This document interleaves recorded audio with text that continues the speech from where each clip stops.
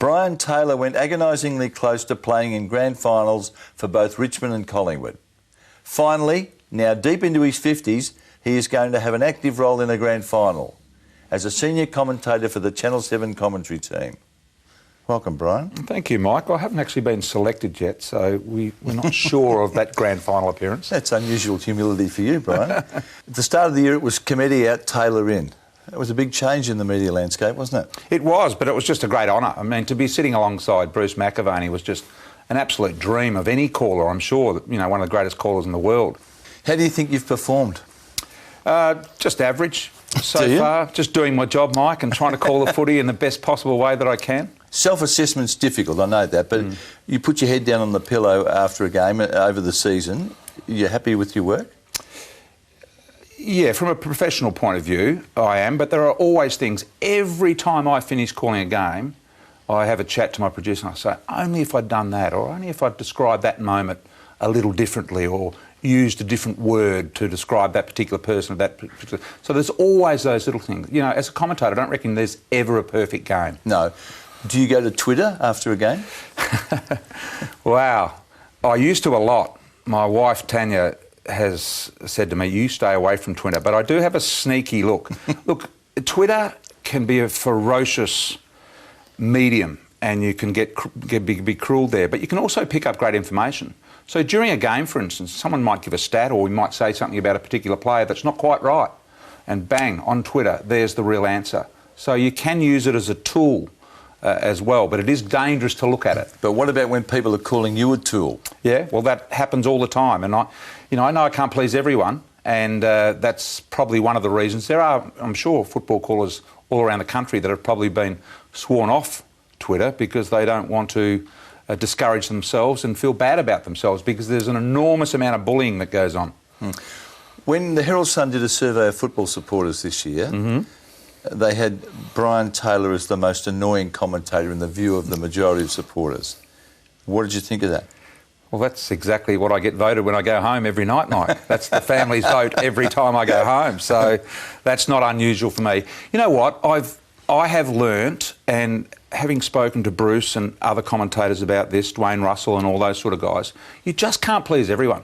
You know, you might, if you're really good at your game and at the top of your game, you might please 30% of the audience, 30% aren't sure, and 30% don't like you. That's a pretty good result for a commentator. It's a hard thing to do to please everyone because you and I both know it's an incredibly subjective game. But you haven't changed your style, and credit to you. I mean, I think the criticism largely has been unfair on you, and I like the theatre and your advice to blokes when they're kicking for goal and stuff like that. But the criticism hasn't moved you to modify your style, has it? Well, I can't be anybody else because I'm no good at that. I've just got to be me and stay true to the things that have helped me along the way. I'm an emotional caller, so what the game gives, I give in accordance with it. I don't go with a lot of pre-planned ideas about what I want to say or even a lot of stats that I want to get out in the game. I go with my emotion. Hopefully the game's going to be a ripper. And sometimes I get accused of barracking for a team, but you will notice it's always the team coming second. Because if they're 4 goals behind, I want Sydney to kick the 4 goals, get close, so we have a great finish. That's why I'm barracking. Let me remind you with this little package, BT, of your calling, then see what you think of it. Orazio Fantasia off the deck. Watson goes forward. Orazio Fantasia. Tippin Woody. Little quick handball over the top. Leuenberger. Orazio Fantasia. Bangs it long. McDonald, Tippin Woody. Fantasia. Orazio Fantasia. Kick on the way. The package has delivered. Stringer's going to go on and kick another one. The package. Stringer has kicked 4 goals. Boys, he delivered in the last quarter. He's kicked 3 of them and personally has busted this game to pieces. And now Roughhead. That was out of bounds. That was out of bounds. That was out of bounds. That was out of bounds as Shields goals. Boy, oh boy. It was, wasn't it? Well, the bloke calling the game told me it was Yeah. 4 times. How do you feel when you see that? I mean, we've packaged that up to prove the point about Fantasia and Stringer. Look, I reckon the game hasn't got enough personalities in it.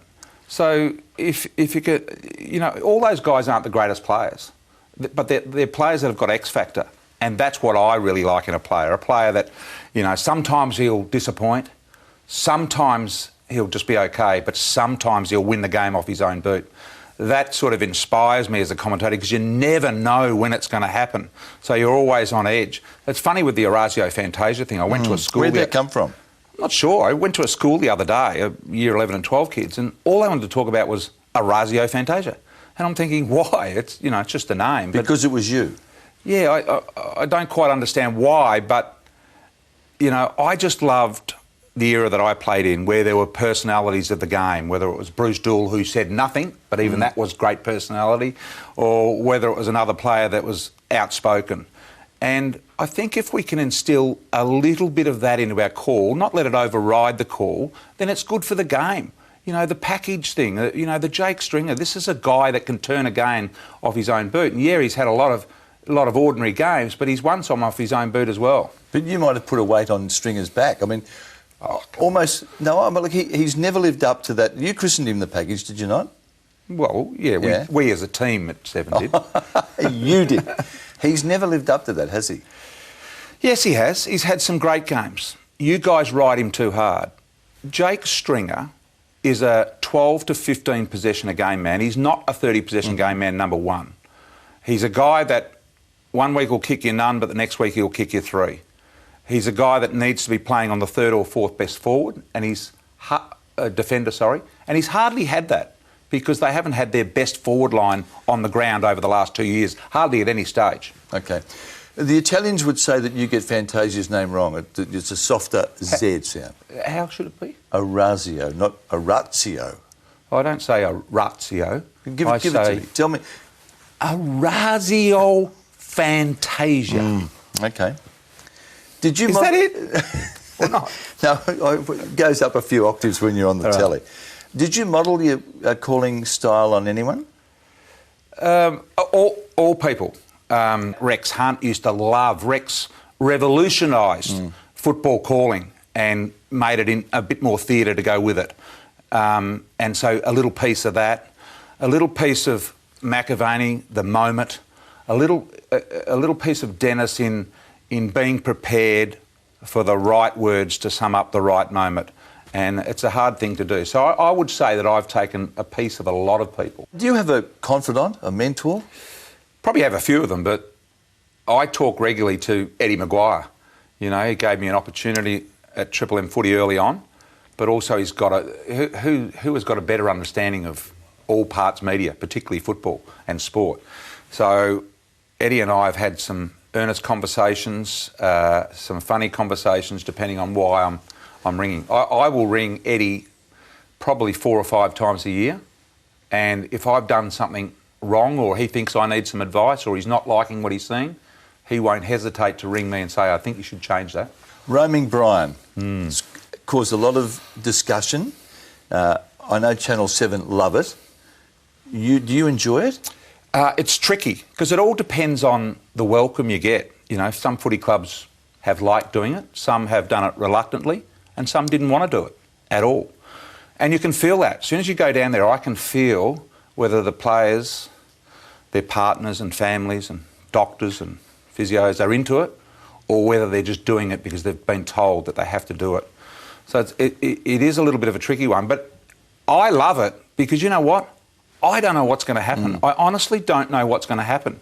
I'm waiting for me to stuff it up. It could happen at any time.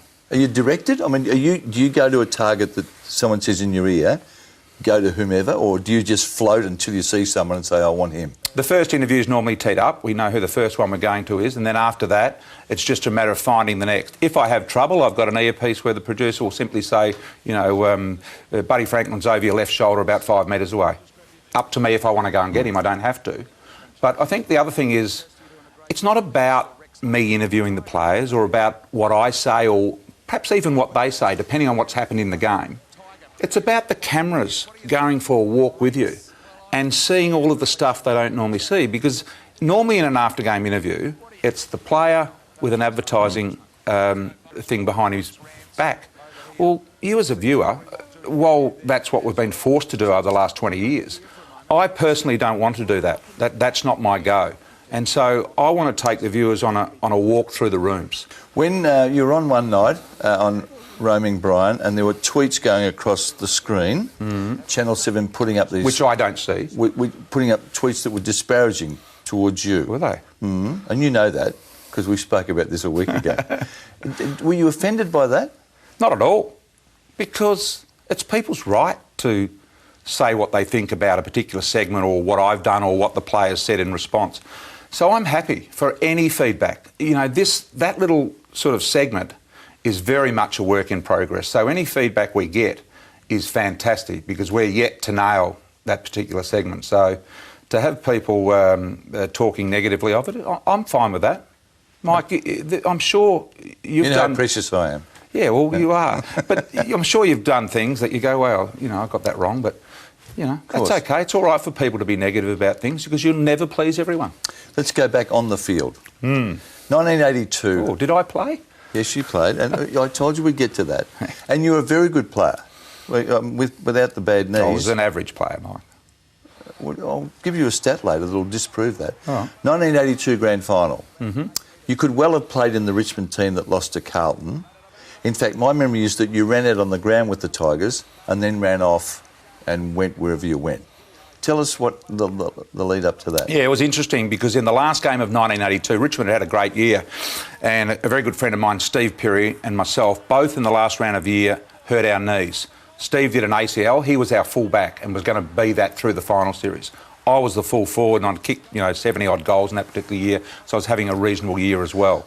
Both done our knees, both missed the finals in between, and there was Richmond, I think, won the second... There was only one final for Richmond. Yeah. The second semi. Second semi and then straight in the grand final. So they had a week off, prelim final week.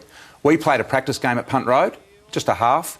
I played on Alan Martello, who was the full-back in the 82 grand final side, and I kicked a few goals with five or so, Mike, in that half a footy.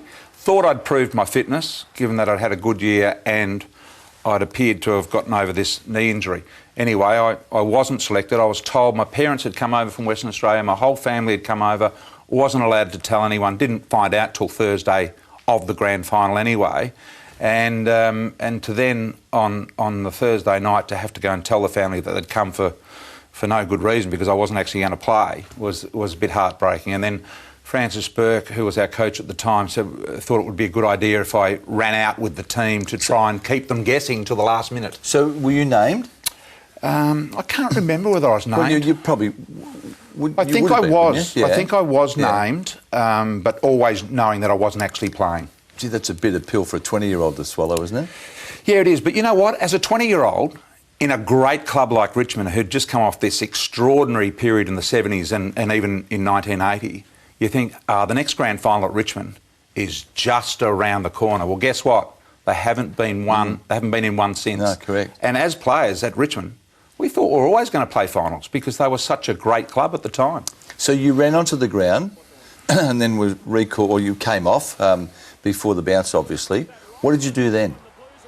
Went and sat in the stands. It was raining on that particular day, and I sat in the third tier of the northern stand and watched the game of footy. It was unbelievable. 1 minute I was down on the ground and about 15 minutes later I was sitting up in the stand getting wet because it was a light drizzly rain on that day from memory. Even in 1980 you were a chance, weren't you? I spoke to Tony Gill during the week. David Cloke had a heel problem, ended up playing, but had he not played you would have played in the 1980 premiership team. Yeah, look, 1980 was my first year basically, and I'd played in round 18 my very first game of football against Carlton. And I guess the fact I'd played late in the season gave me some chance of being involved in the finals campaign, but it was only ever if someone was going to be injured. Yeah. I was at that game at Princes Park and you played on a bloke called Bruce Dool. I did. And I think you had 3 possessions. I think you're right. Yeah. He absolutely carved me up. Like, I learnt so much from that game. I played on the half-forward flank, can you believe it? He was the best half-back probably ever. I think he's in Carlton's team of the century as a half-back. He's in the team of the century. The team of the century. Yeah. He was just a brilliant player. I had 2 handballs and one kick for the day, and it wasn't the greatest debut in football. I learnt a lot. He was unbelievable. Only 40-odd games at Richmond, and then off to Collingwood. Yep. Geez, you were hot at Collingwood. Collingwood was a great time, yeah. Joined them in 1985. Yep. Bob Rose was the coach. He was just a great human being, great coach, great guy, and really welcomed me into the club. Collingwood didn't have a forward at the time. That was why I went. Actually went for the money factor was just not even an issue. It was for the opportunity to play at Collingwood as their full forward because Richmond were happy with Roach. And so that was the way it was. So it was great. And then, of course, Lee Matthews taking over early in 86 as well. You know, to be coached by those two guys was something I treasure. 86, 100 goals, the Common Medal. You averaged 5 goals a game that year. Did I? Yeah. Oh, that's nice. See, I spend my time in record books, mate. But no, that's a great achievement, that isn't it? Yeah, look, kick 100 goals in a year was... 5 a game is the relevant figure. Yeah, it was a bit of the norm in those days. There were so many great full forwards around, and coming off the era of McKenna and Hudson and Wade and these sort of guys as well, it really was a bit of the norm. To kick 100 goals was not an unusual thing. To do it at Collingwood was a little bit unusual. McKenna was obviously the previous one to me. There have only been 4 that have kicked 100. So it was a great time. I enjoyed it. I felt that when I was on, I was hard to beat in 1986, and I enjoyed, but we didn't have the team success that we required. After the break, Brian, tell us about Richmond's attempt to lure you back to Punt Road in the 1980s. It's fair to say that you flirt with danger, I reckon, when you're in the commentary box or what do you mean? On your tweets. Well, there's one famous one when you... What did you call Harry Taylor one day in 2014? I can't remember. Well, you called him a poofter. I think I said something like it was a puffy wave or something like that. Did you? Yeah, and it's something I shouldn't have said. It was offensive not to Harry. I rang him straight away. You did, but it offended other people. Yep. And out of the counselling I had out of that, that's what I learnt, you know, that it's not so much and always the subject. It's other people out there that might be offended by the comment you made. I've got a gay brother myself, so I haven't got a homophobic bone in my body. And I wouldn't accuse you of that, but you said something that's now seen to be politically incorrect. Yeah. That's all. Yeah. And I think you're a victim of that swing to political correctness, do you? And made a mistake and very understanding of the mistake I made and sought the help, got the help, realised what I'd done and, you know, won't make a mistake again. Political correctness is a really hard thing because you've got to check every word you say, especially on the spur of the moment when you're calling a game of footy and things are happening so quickly. You just got to be so careful about what you say today. An interesting life for you in football, isn't it? It's well, this is the thing. You've just got to be so careful with what you say because there are so many people out there waiting to be offended. Waiting for you? Do you think people want to see you stuff up? Absolutely, they do, and I will, and I will never get it 100% right. But I'm always striving to get it as right as I can possibly be. You were quite animated, Brian, as a player, weren't you? Yeah, I was. Antics that probably wouldn't have been tolerated today, and I wonder whether Lee Matthews was prepared to tolerate them at Collingwood. Probably not in the overall picture of things. So he knew he had to work with what he had at the start in 86, and probably as we were pushing towards the premiership in 90, he was starting to iron out the little things that perhaps he didn't agree with. And maybe the antics that I showed in that period, maybe that was one of the things that he didn't agree with. Were they contrived or not?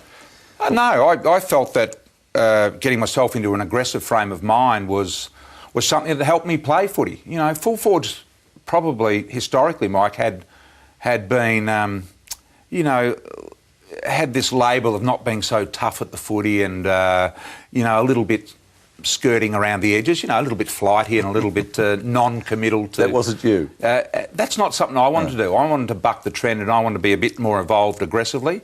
And so those little skirmishes off to the side sort of, in a way, helped motivate me by getting me into the game. What's the dumbest thing you did on the ground? Be rude to umpires, you know. You remember when you had that famous picture of you with the ball in hand as if you're about to throw it? Was that at an umpire? I think so. But I'm not saying condone that behaviour, but that was what happened in those sort of times. He knew that I didn't mean it. I knew that I didn't mean it, but I was a very... Picture told a different story. Very emotional player. When I look at that, my kids see it and they go, oh, Dad, you're an absolute imbecile. Well, why would you do such a thing? It just shows you how much community standards have changed since then. 1990, Brian, Collingwood were to end its premiership drought that year. You played in the first qualifying final, which was a draw with West Coast at Waverley. Yep. You kicked the last 2 goals for Collingwood, which enabled them to draw, obviously, and that was the last we saw of you. Yeah, I didn't have a great game on that day, but in that particular game, West Coast, I got a fair bit of the footy in the first quarter. I think I missed 4 or 5 shots in the first quarter and then got taken off the ground, never came on until towards the end and was lucky enough to kick a couple. But it was interesting because a week before the final series had started, Lee Matthews and Gubby Allen had come to me and said, look, we've decided we're going to play you at the MCG, but we're not going to play you at Waverley. We think Waverley's too expansive and perhaps you'll get found out there. You're more suited to the roundness and the tightness of the MCG. Well, they did exactly the opposite. They played me at Waverley and didn't play me at the MCG. So I'm not sure what happened. I'm still confused today.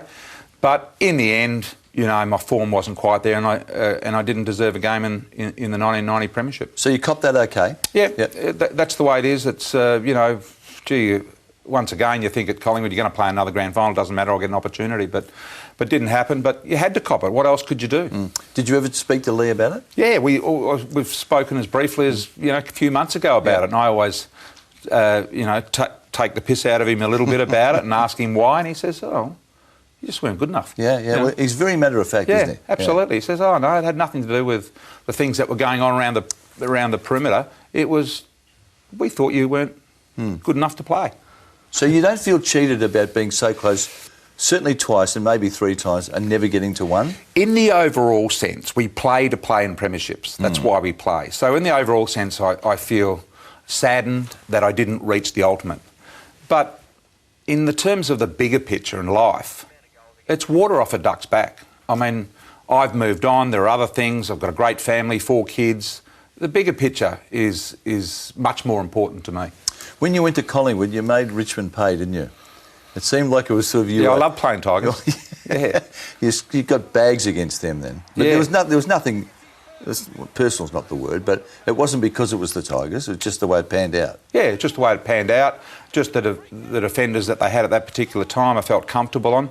Loved playing. There was a little bit of motivation, knowing the fact they didn't really let me go. I think they wanted me to stay, but there was definitely a motivation in wanting to beat the Tigers. That is for sure. They actually came to me 2 years after I left Richmond and tried to recruit me back. Did they? I remember I was working at this plumbing place in Richmond, and Gold Rolls Royce turned up to pick me up and take me to this hotel. It was Johnny Robinson, the then chairman of selectors, whisked me into the Sofitel Hotel, up to this private suite upstairs.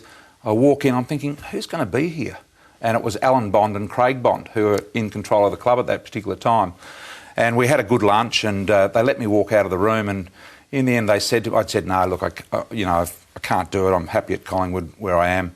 And just as I walked out the door, Craig Bond said to me, I remember him, he had a blank cheque, and he said to me, you fill it in. Wow. And I just couldn't. I was happy at Collingwood, and I was happy where I was, and I just couldn't go back. The blank cheque. Even though the Tigers was, like they were my family. I came over as a 16-year-old kid, and they looked after me all of that time. It was a great time. They weren't known as great payers. When you were a 16-year-old and they were trying to lure you across the country, what did they offer you? Oh, I can't remember what it was, but it was, I had a job as a mechanical fitter at a bauxite mine in Western Australia. That's where I was heading. So anything was better than that. And so they said, what do you want to do? And, boy in the country, you don't aspire to great heights. And I said, look, I want to be a plumber. So they got me a plumbing apprenticeship in Paran, and I did it with a former Richmond player, and Kevin Sheedy helped me, and I stayed with Kevin for a while. So they really looked after me. They were fantastic. Kicking for goal, BT, and I acknowledge this, you were a good kick, and you are prepared to give your advice in the commentary. What do you think of generally speaking, the way the full forwards kick for goals is, or any of the blokes playing forward? I think they've moved on, And I think they're doing a lot of things with goal kicking that are better than we ever did. So the very difficult shot from the boundary line, they're making it look very, very easy with, you know, the banana, with the traction of the ball along the ground, bending it on the ground and all that sort of thing. So in a lot of ways, they're making it look better. Perhaps the set shot directly in front, 35 metres out, is the one that you're talking about that hasn't got better. It absolutely stuns me. I was at Collingwood a few years ago helping out with some kicking down there, and I remember Mick Malthouse was there at the time, and I said, look, Mick, I need to get hold of a couple of your players and we'll do some, you know, perhaps 2 30-minute sessions per week. You volunteered this? Yeah, Rocker and these sort of guys. And he said, look, you need to go and see the head of fitness. So I went to see the head of fitness, and the fitness said, look, you can have 7 kicks with him, you can have 10 kicks with him and 4 kicks with him, but only on a Tuesday. And I'm thinking, you've given me the job of trying to get these guys better. How do you expect me to do it with that sort of attitude? These guys need to kick 50. They need to have 50 shots at goal a week. So here they are. They won't take this opportunity of the real possibility of improving their game. Yet they are prepared to send home an oxygen tent for Scott Pendlebury and his wife to sleep in to gain 0.01%, but they won't allow you to do the goal kicking that you should be doing. This is where our game is being slightly hijacked by the sports science guys. I think they do a great job preparing the guys. They've been prepared like they've never been prepared before. But they're forgetting about one thing. They're forgetting about the skills of the game and practising those. But aren't you surprised that Mick Malthouse, given his status, that he wouldn't have just said to the fitness blokes, BT's here to teach these blokes how to kick? I was flabbergasted. I was absolutely flabbergasted that Mick would give the power to there and there would be no comeback. Whatever he said, that was it, because that sports science guru, and he was a gun at Collingwood, mind you, David Butterfin, he's an absolute ripper, and he was really good at preparing players. That was the way that he saw it. It wasn't about the short term, it was about the load on the players for the entire year and what they did for the entire year. It had nothing to do with the week to week. If someone had to kick for your life, BT, who would it be? Oh, gee. Ben Dixon, when he was playing at Hawthorn, was nearly unmissable. He was a fantastic kick for goal. What about the other Ben that plays for North Melbourne? Ben Brown, yeah, he's mechanically does everything perfectly. I love Ben Brown. He marks the ball at full length of the arms. He kicks textbook, you know, straight run up, straight follow through, and understands what his ball is doing in the air. There are players that, I won't mention any names, but I went and coached a 250-game veteran at one stage that was moving from back to forward. The first thing I said to him when he came down, knew he was going to be playing forward for a couple of years. I said, what does your ball do naturally in the air on a day where there's no wind? Does it bend left to right or right to left? And he didn't actually know. And that was stunning to me, 250 games. And so, you know, Ben Brown understands what his ball does once it leaves the boot. And if you don't understand that, how can you possibly aim in the right spot for it to end up between the goals? I can honestly say I enjoy your commentary. I like it, it's lively. It makes the events sometimes seem even more entertaining than it is. It was a better career than a lot of people give you credit for. And I think you were cut down by bad knees. And as I said, I enjoy you in the commentary box. And it's great to finally get in front of you, BT. Good on you, Mike. Thank you for having me.